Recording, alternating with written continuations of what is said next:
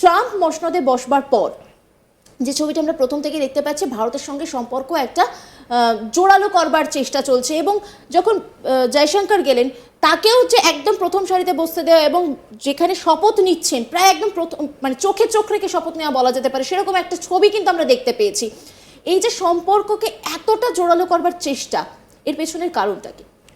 দেখো, পাওয়ার এমন একটা জিনিস, ওটা একটা দিন বা কোনো এক সময় গিয়ে তোমাকে রেকগনাইজ করতেই হবে। পাওয়ার বেশি দিন ধরে দাবিয়ে রাখা যায় না। আজকের ডেটে ভারতবর্ষ এবং ভারতবর্ষের নীতি, জাতীয় নীতি যে জায়গায় পৌঁছেছে এবং আন্তর্জাতিক সম্পর্কগুলো যে জায়গায় পৌঁছেছে, ভারত শুধুই আজকে একটা টেরিটোরিয়াল অবজেক্ট নয়, একটা ভূখণ্ড নয়। ভারত তার থেকে অনেকটা এগিয়ে গিয়ে এমন একটা রাষ্ট্র যে গোটা বিশ্বকে বিভিন্ন দিক থেকে ডিরেকশন দেখাচ্ছে। সুতরাং তার রাষ্ট্রীয়করণ বা তার রাষ্ট্রীয় শক্তিকে স্বীকৃতি দিতে যে কোনো দেশ বাধ্য। আজকে শুধু আমেরিকা বলে না, আজকে ব্রিক্সেও ভারত অনেক বড় স্টেটাসে আছে। আজকে সাউথ ইস্ট এশিয়া বলো, এশিয়ান পলিটিক্স বলো, ওয়ার্ল্ড পলিটিক্স বলো, সব জায়গায় ভারতের লিডাররা রেকগনাইজড হচ্ছে। এবং রাশিয়া ইউক্রেন যুদ্ধের সময় আমরা দেখেছিলাম ভারত কোথায় স্ট্যান্ড নিচ্ছে সেদিকে নজর ছিল। অ্যাবসলিউটলি। তার কারণটা হচ্ছে ভারত আজকের ডেটে দাঁড়িয়ে সেই সেকেন্ড অর্ডার সিটিজেন বলি যেটা আমরা, সেটা নয়। ভারত আজকের ডেটে দাঁড়িয়ে ইজ এ গ্লোবাল লিডার। আর এই গ্লোবাল লিডার হওয়ার যে প্রসেসটা আছে, সেই প্রসেসটা কিন্তু আজকের ডেটে অনেকটা শেষ পর্যায়ে এসে পৌঁছেছে। সুতরাং রেকগনিশন এবার আসতে শুরু করে দিয়েছে। এবং রেকগনিশন মানে কি, আমাকে বিভিন্ন স্টেটাসে বসানো হবে, আমাকে বিভিন্ন স্টেটাসে সম্মান দেওয়া হবে, এবং সবথেকে বড় কথা, বড় বড় সুপার পাওয়ার্সরা যখন কোনো গ্লোবাল ডিসিশন নিচ্ছে, সেই টেবিলে অংশগ্রহণ করার তোমাকে জায়গা করে দেওয়া হবে। কারণ your value, your vote and your opinion is important. এই জায়গায় কিন্তু ভারতবর্ষ আজকের ডেটে পৌঁছচ্ছে। এবং তার জন্যেই ভারত যে স্টেবল পলিসি মেকিংয়ে গেছে, যে আমি যে কথাটা বলবো তার একটা নিজস্ব স্ট্যান্ড পয়েন্ট থাকবে, সেই কনসেপ্টটা কিন্তু আজকের ডেটে শুধু কনসেপ্ট নেই। ভারত তার কাজ কর্ম এবং তার বিভিন্ন রকমভাবে প্রতিচ্ছবি তৈরি করার মাধ্যমে ভারত বুঝিয়ে দিয়েছে যে আজকের ডেটে ভারত কিন্তু নিজের স্ট্যান্ডে, নিজের পয়েন্টে ভারত কিন্তু ভীষণ ক্লিয়ার। এবং ভারত জানে যে আমি কেন কোনো কাজ করছি, কেন কারুর সাথে আছি, কেন কারুর সাথে নেই, যদি কাউকে ক্রিটিসাইজ করছি কেন ক্রিটিসাইজ করছি, আর যদি কাউকে আমি সাইলেন্টলি কোনো টপিক থেকে আমি বাইরে আছি, তার মানে I want to be like that. এরম নয় যে কারুর প্রেশারে পড়ে সেটা করছি, বা কেউ কি ভাববে বা কি করবে সেটাকে মাথায় রেখে আমি সেটা করছি। It's not that case. So আজকের ডেটে দাঁড়িয়ে Bharat has a individual global stand, আর সেই স্ট্যান্ডটাকে রেকগনাইজ করতে বাধ্য হচ্ছে even the proven super powers of the world. এর পাশাপাশি আরও একটা জিনিস আমরা যে ছবিটা দেখতে পাচ্ছি, যে ট্রাম্প আসবার পরে একাধিক নীতি গ্রহণ করেছেন। তিনি বিভিন্ন বিষয়ে, তিনি প্রথমে এসেই বলেছিলেন আমরা যুদ্ধ চাই না, আমরা যতদিন ছিলাম যুদ্ধ হয়নি, সেই কথাও আমরা দেখেছি। পাশাপাশি এসেই দেখলাম যে টাকা দেওয়ার বিষয়টা আস্তে আস্তে কোথাও গিয়ে বন্ধ করে দেওয়া হলো। শুধুমাত্র দুটো দেশ তাদেরকে টাকা দেওয়া হবে, বাকি কাউকে টাকা দেওয়া হবে না। কোথাও গিয়ে আমেরিকা কি সত্যিই ফিনান্সিয়ালি পিছিয়ে যাচ্ছে, নাকি কোথাও গিয়ে অন্য কোনো মানে গিভ অ্যান্ড টেক পলিসি তো সব জায়গায় আমরা দেখতে পাই, এখানেও কি সেটাই কোথাও গিয়ে পেছন থেকে কাজ করছে? দেখো, আমি একটা কথা বলি, ফরেন পলিসি বা আন্তর্জাতিক সম্পর্কে ভালো বন্ধু, খারাপ বন্ধু, শত্রু, এই কনসেপ্টগুলো হয় না। ফরেন পলিসিতে যেটা হয় সেটা হলে অত্যন্ত শুনতে খুব রূঢ় লাগতে পারে, it's all the matter about benefits. আমি তোমার থেকে কি সুবিধা পেলাম, তুমি আমার থেকে বিনিময়ে কী সুবিধা পেলে। এবং কেউ তাই জন্যে ফরেন পলিসিতে কেউ কারোর পার্মানেন্ট ফ্রেন্ড, কেউ কারোর পার্মানেন্ট এনিমি, এরকম কনসেপ্ট নেই।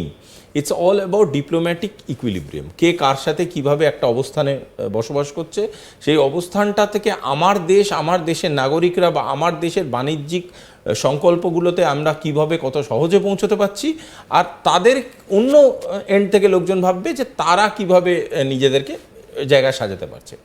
সেখানে আমার প্রথম তোমার প্রশ্নের উত্তরে মনে হচ্ছে যেটা, এই যে ইকোনমিক ক্রাইসিস বা আমি পয়সার অভাবে দিতে পারছি না, এগুলো আমার মনে হয় না খুব একটা মানে গ্রহণযোগ্য একটা বিষয়। দ্বিতীয় জিনিসটা আমার যেটা কোথাও গিয়ে মনে হচ্ছে যে ট্রাম্প বারবারই যে জিনিসটা বোঝাবার চেষ্টা করছে যে ভারতকে অনেক জায়গায় গিয়ে খুব বেশি লুজ হতে হবে আমেরিকার সাথে পলিসিতে। আমার কথা হলো যে ফরেন পলিসিতে বা ডিপ্লোমেসিতে, কূটনীতিতে নট নেসেসারিলি আমি তোমার সাথে ডিসএগ্রিমেন্টে যাচ্ছি বলে কোনো একটা পয়েন্টে তুমি আমার শত্রু হয়ে যাচ্ছ। এই কনসেপ্টটা বুঝতে হবে, এটা কিন্তু ডিপ্লোম্যাটিক কনসেপ্ট, এটা কিন্তু সাধারণ জীবনের কনসেপ্ট থেকে মেলালে চলবে না।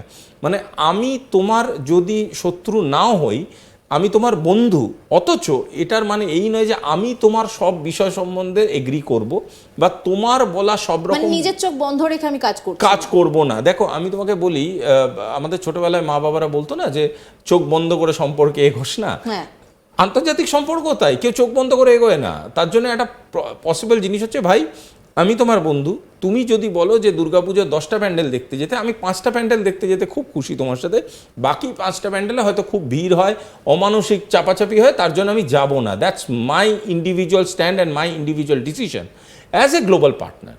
তুমি সেটাকে রেকগনাইজ করতে হবে যদি চাও যে আমি আর তুমি খুব ভালো বন্ধুত্বপূর্ণ সম্পর্ক রাখতে পারি। সহজ ভাষায় জিনিসটা হলো তুমিও দুপা এগো, আমিও দুপা এগো। অ্যাবসলিউটলি। কারণ আজকের ডেটে দাঁড়িয়ে ভারতকে প্রয়োজন লাগবে না, এটা হলফ করে কোনো দেশ পৃথিবীর বলতে পারবে না। আজকের ডেটে দাঁড়িয়ে ভারতের প্রতিচ্ছবির উপরে আঙুল তুলতে পারবে না একজনও। সুতরাং ভারতের ইন্ডিভিজুয়াল স্ট্যান্ড, যেটা ভারত তৈরি করার জন্য এত বছর ধরে তার পলিসি মেকিং করে গেছে, সেই জায়গাটায় ভারত কিন্তু অ্যাচিভ করে ফেলেছে। আজকের ডেটে আফ্রিকা বলো, এশিয়া বলো, আমেরিকার বহু দেশ বলো, তারা সবাই রেকগনাইজ করছে, ইউরোপ তো বটেই, তারা সবাই রেকগনাইজ করছে যে হ্যাঁ, India is now having a individual stand. এই যে ইন্ডিভিজুয়াল স্ট্যান্ডটা আছে মানুষটার, মানে রাষ্ট্রটার, সেই রাষ্ট্রের ইন্ডিভিজুয়াল স্ট্যান্ডটাকে কোনোদিনই ডিসরিগার্ড করা যাবে না। এবং তার জন্যই আমেরিকা কোথাও গিয়ে ভারতকে চাইছে একটু লুজ হওয়ার জন্য। তার জন্যই এই ধরনের ইকোনমিক একটা, এটা স্যাংশন তো নয় কোনো মতো, ইকোনমিক একটা এড যেটা ওনারা বলছেন, এখন আমরা তাতে যাচ্ছি না।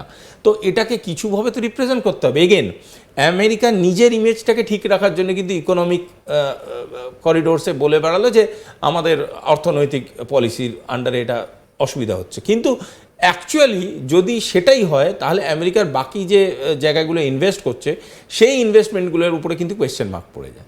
সুতরাং পুরো জিনিসটাকে মেনে নেওয়া সম্ভব না যে শুধু ইকোনমিক কারণেই এটা করছে। এখান থেকে একটা জিনিস মানে জানতে ইচ্ছে করছে, আমরা যেটা দেখেছিলাম মোদি যখনই ক্ষমতায় এসেছিলেন তারপর থেকেই আত্মনির্ভর ভারত এই শব্দটার সঙ্গে আমরা বিশেষভাবে পরিচিত হয়েছিলাম।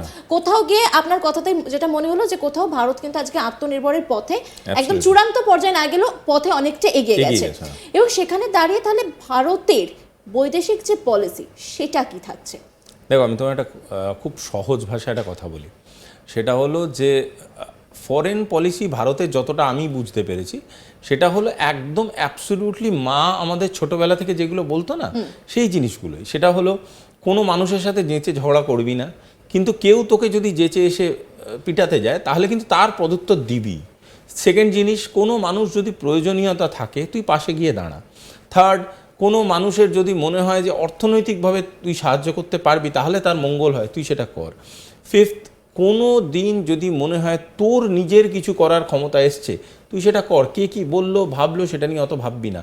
এবং সবার সাথে একটা সুন্দর সম্পর্ক স্থাপন করা,